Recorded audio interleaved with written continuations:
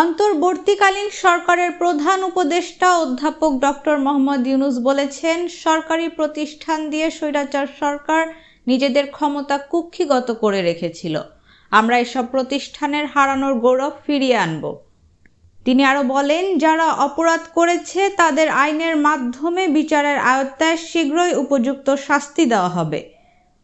এই কথা সব মন্ত্রণালয়, সংস্থা, দপ্তর, শিক্ষা প্রতিষ্ঠানের জন্য প্রযোজ্য। সব অপরাধীর বিচার করা হবে। অন্তর্বর্তীকালীন সরকারের প্রধান উপদেষ্টা বলেন, প্রত্যেকটি অফিসের দায়িত্বরতরা নিজ নিজ দায়িত্ব পালনের মাধ্যমে দ্বিতীয় স্বাধীনতা উপভোগ করবেন, দেশের মর্যাদাকে গৌরবের শীর্ষে নিয়ে যাবেন। তিনি জানান, সারা বিশ্ব আজ বলছে সাবাস বাংলাদেশ, সাবাস বাংলাদেশের ছাত্র জনতা। এই অর্জনটাকে আরও অনেক দূরে নিয়ে যেতে চাই।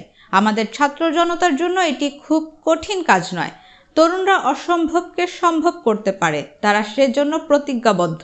সবাই যদি ঐক্যবদ্ধ থাকে আর ধ্বংসাত্মক কার্যক্রম পরিহার করে, তাহলে বিজয় তাদেরই হবে।